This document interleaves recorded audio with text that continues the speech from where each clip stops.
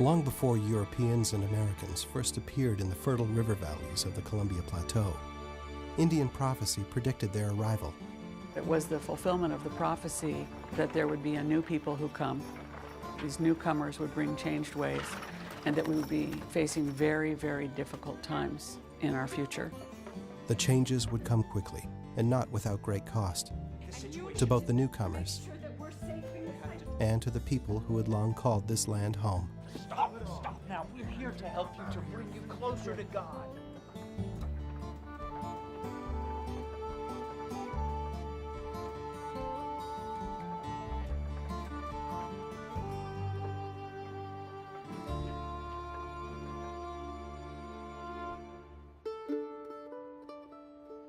In 1831, 4 Plateau Indians leave their villages in the Pacific Northwest and set their course for St. Louis, Missouri. A story emerges that they asked about the Christian Bible, the white man's book of heaven.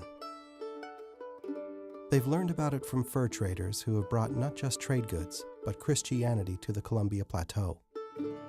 There is a religious dialogue that takes place between Indians and fur traders. Indians asking questions about the white man's God, about the white man's book.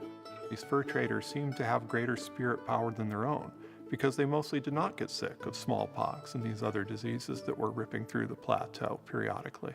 Our people value spiritual and personal power very highly. I suspect that what some people came to say was education or reading and writing in the white man's power was what we sought, and others have said it was quite strictly the Bible. I suspect it was both.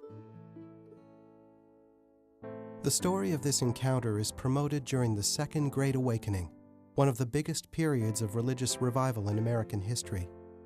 A big part of the Second Great Awakening is once you're saved, you're not done. You are responsible for saving others. In some of the missionary newspapers, it said millions are heading to hell unless you can go out and help save them. The story spreads like wildfire. An editorial in the Christian Advocate calls for action. Let the church awake from her slumbers and go forth in her strength to the salvation of these wandering sons of our native forests. Among the first to heed the call is a newly married couple from upstate New York, Marcus and Narcissa Whitman. In the spring of 1836, 5 years before any immigrants cross the Oregon Trail, they part from friends and family and head west to Oregon country. The Whitmans, along with fellow travelers Henry and Eliza Spaulding and William Gray, have been appointed by the American Board of Commissioners of Foreign Missions to bring Christianity to the Indians. And I will dwell in the house of the Lord forever. Marcus Whitman, a 33-year-old doctor, had long dreamed of doing missionary work. 28-year-old Narcissa had similar aspirations. Marcus and Narcissa, they were an impressive couple. He was a man of integrity, of energy, intelligence. She had been reared in a very loving Christian family, highly educated, committed Christians. She was a very unusual young woman. She had, since her mid-teens, decided that she wanted to be a missionary, and there were very few female missionaries at the time. Dear, dear mother, we are making arrangements for crossing the mountains, and shall expect to unless prevented in the providence of God. Few Eastern men, besides trappers, traders, and explorers, have made this arduous trip across the continent. Narcissa Whitman and Eliza Spaulding are the very first non-Indian women known to have completed the journey. It seems to me now that we are on the very borders of civilization. I have not one feeling of regret at the step which I have taken, but count it a privilege to go forth in the name of my Master, cheerfully bearing the toil and privation that we expect to encounter. And I think that people admired Marcus and Narcissa Whitman and their commitment. And it's quite a brave commitment, because you were essentially going to say goodbye to your families and never see them again. Their goal is to minister to the native peoples of the Columbia Plateau, Cayuse, Walla Walla, and Umatilla. These are some of the tribes that had inhabited these hills and valleys for thousands of years.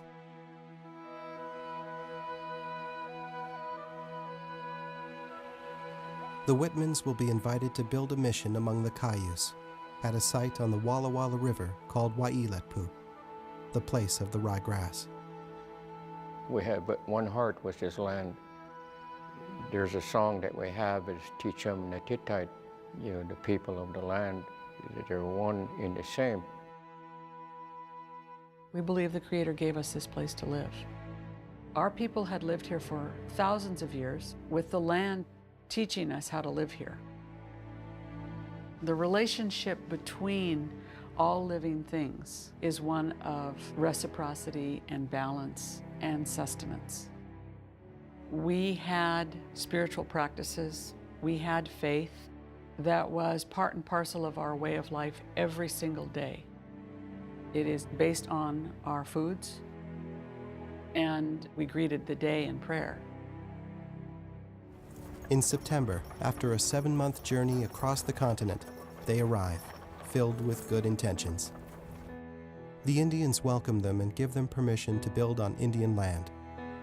It's decided the Spaldings will start their mission amongst the Nez Perce in what is present-day Idaho. The Whitmans will stay with the Cayuse.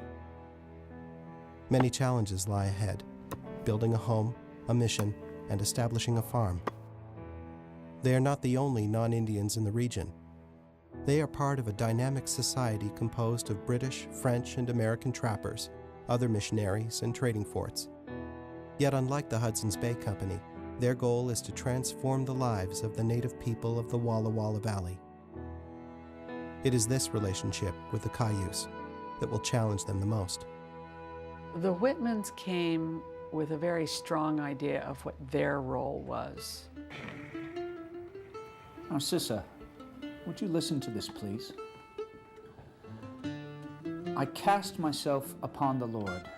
I know He will direct in every emergency. On the one hand was their belief that the Indians were ready and willing. Joined with that was their belief that they were way lower on the scale of humanity and civilization. Pray for us and the heathen. We hope and pray for a revival of religion. If our own hearts were united and right, we shall see it soon, and a general want too. There's no question that Whitman thought his culture was far superior to these heathens, but they could learn. It wasn't hopeless. That in time, they can be acculturated. I don't believe that our people ever thought that we were inferior. I do believe that we were curious, inquisitive, and acquisition-minded when it came to new technologies and new forms of power. We will now sing from your hymnals. We will be singing hymn number 128. Ye sons of the earth, prepare the plow. Please stand. Please stand up. The Cayuse are initially receptive to the Whitmans, though they learn that the Whitmans' beliefs differ significantly from their own. There are concepts that are new. Heaven and hell are new. And the idea that all people are born as sinners must have been completely alien. At first, the mission seems to go very well. The Indians are very interested. They want to learn. When Marcus gives a sermon, the Indians show up in large numbers to listen. They ask him to be baptized. But within the first year, conflicts and miscommunications begin to mount. Neither speaks nor understands the other's language well. I think a lot of the problem between the Whitmans and the Indians begins with his preaching. From Ezekiel 18, verse 31. Make you a new heart and a new spirit, for why will ye die? The Indians lived in an oral culture, and in an oral culture, words are objects. Words have power. Words can hurt people. The Spirit of God may depart from you. The offer of life may be made no more. And this one more slighted offer of mercy may close up your account and seal you over for all time to the horrors of eternal death. So when Marcus says things like, you are all going to hell, which is, of course, a very popular thing for evangelical Protestants to say back then, The Indians heard it as, "I am sending you to hell." It was a very aggressive thing to say. If you desire in the job description for missionaries coming to our country, and they be nurturing, understanding, benevolent, and patient, they were none of the above. I believe they thought they were. By the end of the second year, the Cayuse are gaining an understanding of what the missionaries expect of them. For the Cayuse, Christianity was something that they could add to what they already believed. While we sought certain kinds of change that had to do with economic and spiritual power, we didn't seek all the ways that they required us to change and meet their criteria for being good human beings. The thorny ground is To the sure Whitmans, to nothing less than eternity was on the line here. The Cayuse are on the brink of hell, and the Whitmans have given up everything to try and pull them back from that. The Cayuse and other Indians, as they lose interest in the missions, they vote with their feet. They simply stop showing up to the services. By 1841, 5 years after the Whitmans established the mission at Waiiletpu, a new movement is underway in America. The country's growing population begins spreading west. In the fall, 24 immigrants cross the mountains into Oregon country. The next year, 114 newcomers arrive. Immigration came as first a trickle, then a stream, then a flood. Others came behind that family, and others, and others, and others. When was it going to stop? In 1843, 1,000 people make the journey. Waiiletpu, in the heart of Cayuse land, is located near the path that will become the Oregon Trail. The mission becomes a resting place where weary travelers can receive food and medical care from Dr. Whitman before they head down to the Willamette Valley. In the immigrants, Whitman finds a new purpose. Marcus begins writing that it's pretty clear that what God really wanted him in the Oregon Territory for was to help these immigrants, to help Americans claim Oregon for their own. The travelers from the east bring goods and livestock and new opportunities for native people to trade, but they also bring disease. The Cayuse are dismayed by the impact of whooping cough, dysentery, and influenza.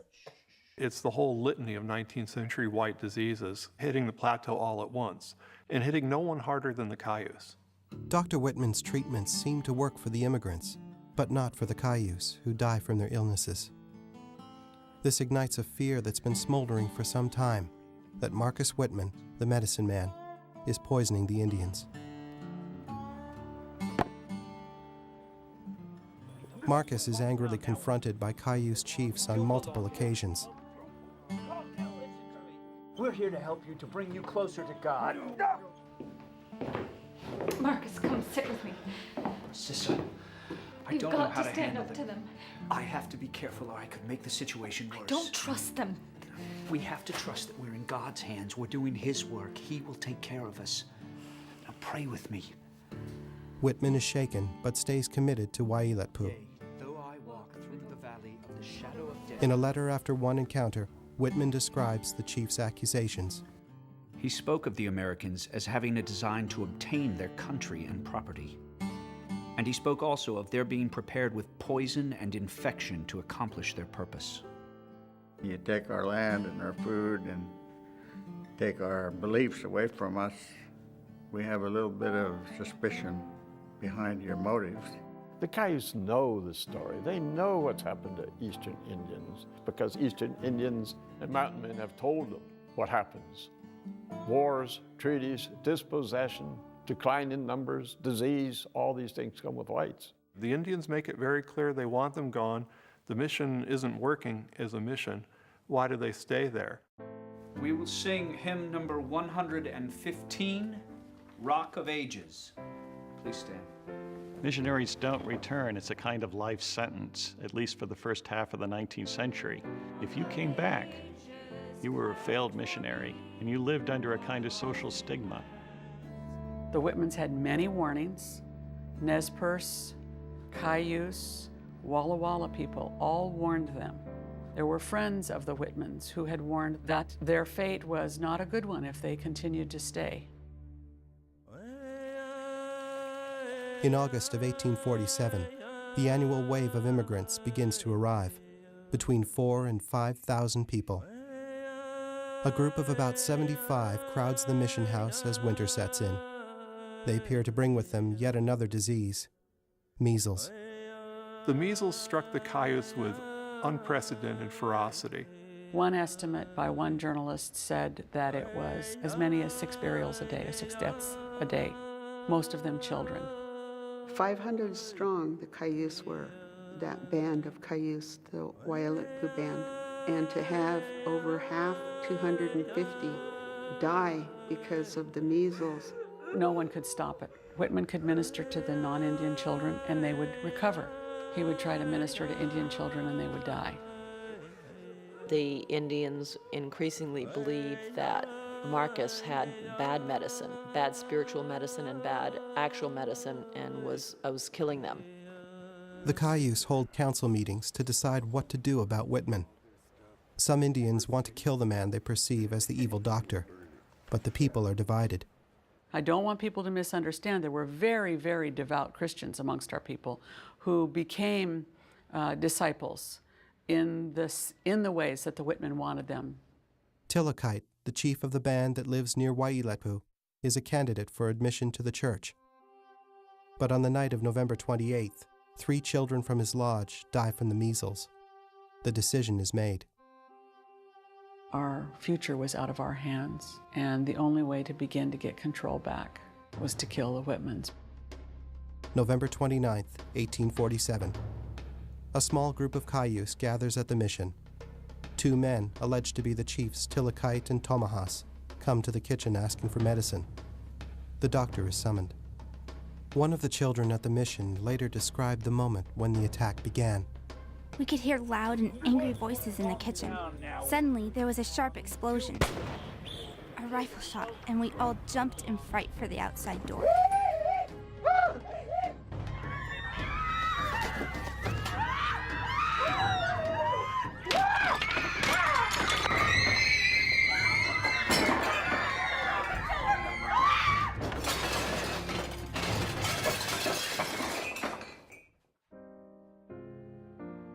Marcus Whitman has been mortally wounded, struck in the back of the head with a tomahawk, and then shot. Several other Indians join the attack. Of the 75 people at the mission that day, 13 are killed, 12 men, and Narcissa. 47 people are held captive for a month until they are ransomed by the Hudson's Bay Company. To many white Americans, the killing of the missionaries proved every racist stereotype they had about Indians. Look what these savage Indians did. The killing of the Whitmans becomes a national outrage. In most tellings of the story, we are the cruel murderers. People tend not to look at the other side of the coin from our perspective. We lost many, many, many families to the pandemics. And the aid station to the pandemic migration was at Whitman Mission. Over the next 2 years, a volunteer pioneer militia rises up and takes revenge on all the native people in the region. When the Whitmans were killed, the Cayuse were blamed collectively. Though the Americans demanded the individuals who had killed them, in a sense the whole tribe was guilty. And not just the Cayuse, all the Indians of the interior suffered for the death of the Whitmans.